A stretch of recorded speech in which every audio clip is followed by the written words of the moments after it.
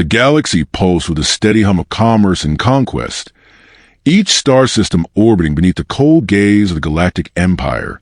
From the crystalline oceans of Antari Prime to the storm-racked mountains of Dredok, trillions of beings bowed to the will of the Emperor, a figure both myth and menace, whose commands echoed across light years with absolute authority. For centuries, Earth had existed on the fringes of galactic politics, tolerated more than respected.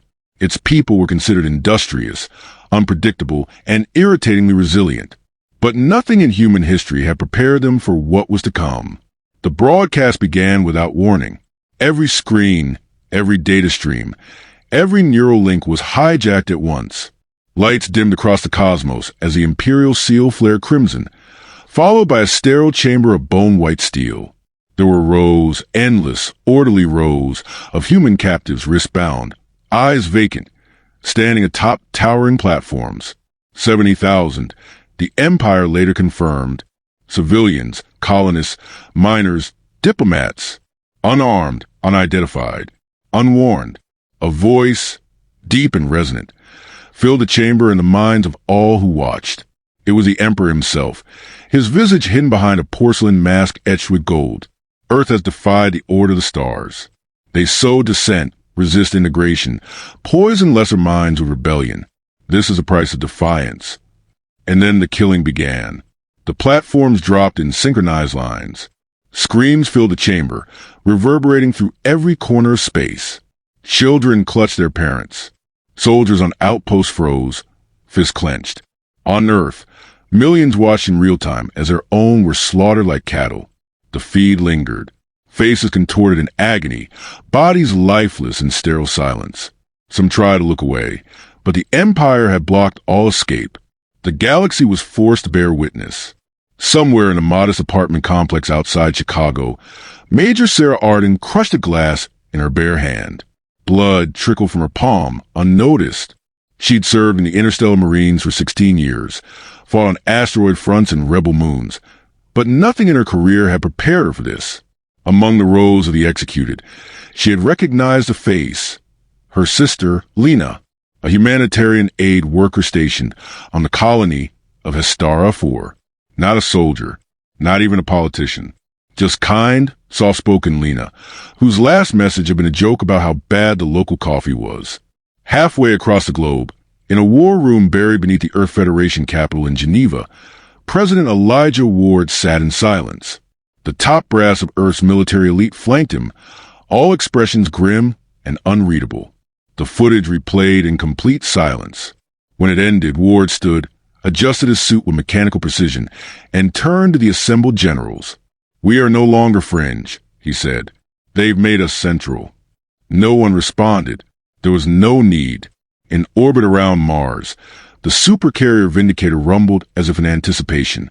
Inside, Colonel Marcus Trent stood before a memorial wall, now rapidly updating with names of the dead. He tapped one, Private Hannah Sato, 19 years old, a former cadet who had dropped out to start a family on New Eden. His voice was hoarse when he finally spoke. "Prep the unit." "Sir," his aide replied, eyes wide. "We're not waiting for committee hearings or diplomatic cables. They just murdered 70,000 of our people. Live. We either strike now or we die on our knees." Back on Earth, the morning began. Candles burned in every city. Names scrolled endlessly across sky screens. Streets filled with chants that rose from pain into fury. The hashtag never forgive spread faster than any virus ever had. But beneath the mourning was something deeper, more primal. A tremor, the kind that precedes earthquakes. The Empire believed it had silenced the problem. In truth, it had awakened a predator. In hidden bunkers and orbital command posts, war councils formed. Human scientists began retrofitting old tech with lethal precision. Black sites long buried beneath Antarctica were reactivated. The Interstellar Marine Corps, once a symbol of peacekeeping, was being reshaped into something far more lethal. The term on everyone's lips, whispered like a prayer, was retaliation. And yet, amid the global roar for justice, some voices remained quiet. In a temple deep in the Atacama Desert, a boy lit incense for his father an engineer on one of the mining rigs taken by the Empire. His mother stood beside him, face wet with tears. "He wouldn't want vengeance," she whispered. "I don't care," the boy replied, staring into the flame. They made it personal. By the third day, Earth's skies were filled with silent streaks of mobilization. Troop carriers rose like ghosts in the dark. Military satellites went active. A quiet calm settled, the kind that comes before the sound barrier breaks. But it wasn't enough to ease the grief, nor to answer the question echoing through every broken heart. Why? The Emperor never explained. Perhaps he never needed to. What mattered now was what came next. And Earth, scarred, furious, and unified, was about to answer. The launch bay thrummed with a low-frequency growl, a mechanical heartbeat, syncing with the soldiers, moving in perfect rhythm. The deck of the Vindicator was alive with motion. Technicians running diagnostics, loaders securing exosuits, weapon specialists checking energy coils. Amid the controlled chaos, Colonel Marcus Trent walked like a storm in human form. Tall, broad-shouldered, face carved from granite. His presence carried the weight of a man who had seen too many wars and survived them all. His eyes, steel gray and unwavering, scanned every face, every detail. This mission was unlike any before. A younger officer jogged to meet him, saluting sharply. "Colonel, briefing in 5. Trent nodded. "They ready?" "They will be." He entered the tactical chamber with brisk purpose. Holographic projections of star systems hovered midair, shifting and spinning as Earth's top military minds plotted vengeance in real time. But all eyes turned as Trent stepped to the center. Beside him stood Major Sarah Arden, now reassigned from Earth Command. Her hand was still bandaged from the glass she'd crushed, but the pain sharpened her resolve. She spoke little these days, choosing instead to focus on action. She had volunteered before the call came. No one questioned it. Trent opened the briefing with no preamble. "We're not here to make a point. We're here to make history." He gestured to the holographic map. Zorkent, Imperial Core World, seat of the broadcast tower, the place where they executed 70,000 of our own. "We're going hard and fast." Murmurs spread across the room. Zorkent wasn't just a fortress. It was a symbol, a bastion believed untouchable even by the most radical fringe groups. To hit it would be to declare open war with the Empire in its very heart. Trent let the silence stretch before continuing. "This isn't a full-scale invasion. This is a decapitation strike. We hit key infrastructure. The broadcast relay, power grid, orbital defense command, and the military tribunal headquarters. We break their message. We remind the galaxy that humanity does not bleed quietly." Sarah stepped forward, voice low and firm. "The Empire's arrogance is their weakness. They believe Earth is a fractured world. They believe our grief paralyzes us. We're going to prove them wrong." A Marine near the back raised a hand.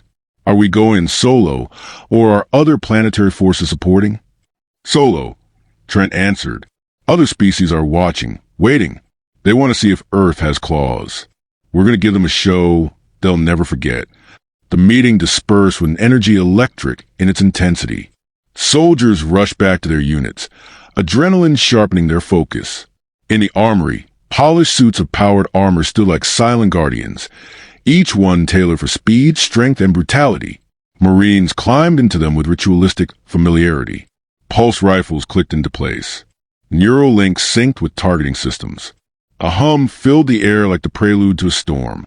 In the locker room, Arden sat alone, her helmet resting on her knees. Across from her, Sergeant Luis Vega, the unit's explosives expert, tightened the straps on his gear with a grunt. "You good, Major?" She looked up slowly. "Ask me when we get back." He smiled faintly. "If we get back." She didn't smile. "We will." Trent entered, sealing the door behind him. Last chance to back out. No one moved. He nodded once. "I didn't think so." The final hours before launch passed in a strange mixture of routine and intensity. Last messages were recorded and encrypted. Personal items were stowed in lockers that might never be reopened. A corporal wept silently over a photograph of his newborn son. A tech officer kissed a symbol of Earth etched into her wrist. When the hour came, they stood on the deployment deck, like statues cast in steel. Trent addressed them one final time. "I won't give you a speech. You've seen the footage. You know what they did. This isn't politics. This isn't strategy. This is justice." He paused, letting the silence settle. "We're going to Zorkent, not just to destroy, but to remind them who we are. They think humanity is soft. They think we cower. But they don't know us. Not yet." Behind him, the launch sequence began. Hatches opened. The fleet roared to life. Arden closed her helmet. The heads-up display flickered with vital signs, targeting overlays and squad markers. Her pulse was steady. No fear, just focus. For Lena, for every name carved into steel wall of the fallen. Trent's voice came through the comms, low and calm. "Let's show them Earth remembers." The ships lifted in perfect formation, cutting silently through the Martian night. Behind them, Earth watched, holding its breath. Ahead lay Zorkent. Ahead lay retribution. The atmosphere of Zorkent shimmered like liquid glass, a haze of toxic ionized gases cloaking its skyline in perpetual dusk. Beneath the glow, the Imperial capital sprawled in all directions. Gleaming spires of obsidian and chrome pierced the clouds, while skylanes shimmered with ceaseless traffic. At the heart stood the broadcast tower, a needle-like structure thrust defiantly into the stars. It had been the stage of the Empire's execution. Now it was the bullseye. The U.S. Marines entered the system cloaked in absolute silence. The Vindicator remained in shadow, masked by a prototype stealth array developed in Earth's Black Labs. From its underbelly, four insertion pods detached, each carrying 12 soldiers, weapons hot, minds focused. As they pierced the lower orbit, Trent's voice came through the comms, a razor through tension. Phase 1. Insertion. Quiet. Clean. We go loud on my mark. Inside her pod, Sarah Arden checked her rifle one final time. Each movement was muscle memory, but her mind was elsewhere. Flashes of Lena's face, the sound of her laughter, the way she said goodbye without knowing it was the last time. She locked the memory away and steadied her breathing. There was no room for ghosts here. The pods struck the surface with surgical precision, embedding themselves beneath the industrial district that fed the capital's power grid. Mag seals hissed as the hatches blew, and the Marines spilled into shadows like wraiths. Vega led the advance, his sensors sweeping ahead, detecting guard patrols and surveillance drones. 2 hostiles. North corridor. Non-cybernetic. "Shall I?" "Drop them," Trent ordered. A muffled burst of plasma fire answered, and the hallway fell silent once more. They moved with relentless purpose, slicing through the Empire's underbelly. Explosives were set with practice speed. Junction boxes overloaded. Reactor conduits rigged for meltdown. The entire grid would go dark in minutes. Above them, the city was still asleep in its arrogance. Trent held up a fist. "Comms tower next." Vega breach. A blast door exploded inward with controlled charge, revealing a command center of glass and light. Technicians barely had time to rise before they were subdued. Arden took control of the console, hands flying across keys. Imperial systems were foreign, but not inscrutable. She routed control to the squad's uplink, then inserted the Earth-coded override. "We own their signal," she said, eyes flickering with grim satisfaction. Outside, the first blackout surged through the capital. Lights died in waves. Traffic skidded into collisions. Skylanes blinked out like vanishing stars. Panic hadn't begun yet, but it would. Trent signaled the second team. Strike Team Echo commenced Phase 2. Across the city, near the base of the broadcast tower, the second squad detonated their charge. The explosion ripped through the air with thunderous finality, bringing down a support structure in a cascade of fire. It was the first loud act of vengeance, and the beginning of chaos. Alarms screamed through the capital. Drones scrambled. Imperial soldiers poured from barracks in disorganized fury. But the darkness was theirs now. The Marines moved unseen, using cloaking fields and terrain to sow confusion. Every target struck was deliberate. Communication hubs, armories, drone relays. One by one, the Empire's control systems collapsed under the surgical onslaught. Arden's squad advanced on the broadcast tower through a subterranean passage originally designed for maintenance bots. Inside, the path reeked of ozone and coolant.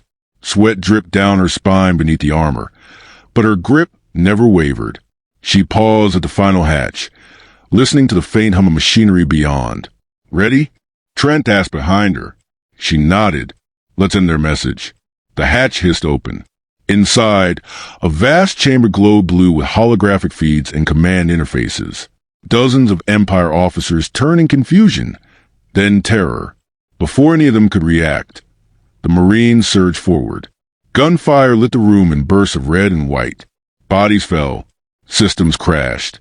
And at the tower's central console, Arden inserted a drive. A new broadcast lit up the galaxy. The Emperor's face vanished, replaced by Colonel Marcus Trent, bloodied, breathing heavy, armor scorched. Behind him, the ruins of Command Center flickered with fire. "This is Earth," he said, voice raw but resolute. "We saw your message. This is ours." He stepped aside, revealing the fallen flag of the Empire, its sigil burning behind him. "For every life you took, we answer in kind. You called us weak. You called us forgettable. Remember us now." The feed cut to black. All across the galaxy, the transmission burned itself into history. In the tower's silence, the last Imperial officer slumped to ground, coughing blood. He looked up at Arden with disbelief. "You're just humans." She stared down at him. "No, with a consequence." She pulled the trigger. Outside, the streets of Zorkent boiled with panic. Imperial forces scrambled, but coordination was impossible. Earth's strike had been too swift, too precise. What should have taken days had unfolded in hours. The Marines began withdrawal, leaving behind a city in flames and a symbol shattered beyond repair. In orbit, the Vindicator opened its arms once more. As the last pods re-entered, Arden sat back against the cold wall of the transport, lungs heaving. Trent was across from her, silent, watching the smoke of the tower rise through the viewports. "No casualties," Vega reported. "Not one." Trent didn't smile. "Good. Let them count their own." The transport engines roared as they left the atmosphere. Zorkent shrank behind them, burning in silence. But the message, Earth's message, was just beginning to spread. The flames of Zorkent cast long shadows across the stars, and with them spread a silence more potent than noise. Throughout the galaxy, systems paused in stunned awe. Never before had the Galactic Empire suffered such a precise and public humiliation. 70,000 humans had been executed in a spectacle meant to break Earth's spirit. Instead, Earth had answered with surgical devastation and left behind a message etched in fire and blood. Aboard the Vindicator, the aftermath did not carry celebration. There were no cheers, no shouts of triumph. The mission had succeeded by every military metric, but none among them felt victorious, only grimly vindicated. Major Sarah Arden remained in the debriefing chamber long after the others had filed out. She sat alone, her armor still dusted with the ash of Zorkent, helmet resting between her feet. Her eyes were vacant, locked on a point that didn't exist in the room. The rage that had driven her was quiet now, distilled into something colder. Colonel Trent watched her from the doorway, arms folded across his chest. His own armor bore fresh scars, black scorch lines across the chest plate, where plasma had kissed too close. "You did what you came to do," he said after a pause. She didn't turn. "Doesn't feel like anything." "It will," he replied. "But not yet." Arden exhaled through her nose, her fingers curling around the edge of her helmet. "They'll retaliate." Trent stepped into the room, letting the door hiss shut behind him. "They're already moving." She stood now, fixing him with a level stare. "Then we hit them again, before they have the chance." Trent gave a small nod. "You're not wrong, but this time we won't be alone." Minutes later, the high-level war room came alive with coded signals. The hologram of President Ward, flanked by members of Earth's Defense Council, shimmered into focus on the central dais. The room, usually buzzing with chatter, fell into utter stillness. "Colonel, Major," war began. The Federation Council convened within the hour of your transmission. The decision was unanimous. As of now, Earth officially withdraws from all Imperial treaties and accords. We no longer answer to the Empire. A ripple passed through the room. Trent spoke first. Acknowledged. Ward's expression tightened. Expect reprisal. The Empire's pride is deeply wounded. They're assembling a response fleet, though our intel suggests confusion within their ranks. Some of their outer colonies are beginning to stir. Arden's eyes sharpened. Rebellions, rumors, but loud ones. The strike on Zorkent didn't just ignite fear. It reignited memory. There are others who suffered under the Empire's boot for too long. Ward paused, letting the weight of it settle. If this escalates, it won't be a single mission or a campaign. It'll be a war. Arden stepped forward. We're ready for that. President Ward gave her a solemn look. Make sure you are. This isn't just revenge anymore. It's a reckoning. The transmission cut. Outside the ship, Earth's fleet began to stir in orbit. Across a dozen systems, warships and intelligence assets came alive. New alliances quietly forming in the void. But at the Empire's core, rage fermented. In a secure chamber beneath the Imperial Citadel, the Emperor stood motionless before a wall of projections. Burning towers, seized broadcasts, rebels raising human flags in defiance. Advisors flanked him on either side, babbling strategies, retaliations, containment plans. He silenced them with a raised hand. They were not wrong to fear us, he said, voice low and venomous. But we were wrong to dismiss their grief. It sharpened them. An aide dared to speak. Shall we initiate orbital strikes on our territories? The Emperor turned, his mask catching the dim light. No, that's the response they want. They seek martyrdom. Instead, we'll destroy their legacy. He turned away from the screen, his silhouette draped in imperial crimson. We'll discredit their victories. We'll turn the galaxy against them. They won't be heroes. They'll be terrorists. Elsewhere in the stars, on the bridge of the Vindicator, Arden reviewed a new list of targets projected by Earth intelligence. Grelos, Veltharn, Sardellis, each a symbol of imperial strength. Each now vulnerable. But one name stopped her cold, New Eden. Trent approached from behind. You seen the intel? She nodded, lips thin. They've turned New Eden into a detention site. Human children taken during the purges. Re-education camps. Trent's jaw tightened. You want the mission? I'm not asking, she said. You don't have to. As the War Council assembled once more, the strategy shifted. No longer reactive. This would be preemptive, relentless. They would strike with speed, precision, and unrelenting message. Statues, temples, imperial towers. Anything that bore the mark of oppression would fall. This is no longer about punishing them. Trent told the room. It's about rewriting the narrative. We're not just soldiers. We're the authors of their downfall. Vega, cleaning his rifle in the corner, spoke without looking up. Good. I've got chapters to add. Later, in the silence of her quarters, Arden finally allowed herself to look at Lena's image. The holoframe flickered softly, her daughter's laughing face frozen in time. Arden placed it in a case, locked it, and attached it to the interior of her helmet, not for comfort, for clarity. Outside, the stars whispered of wars to come. But Earth no longer whispered back. It roared,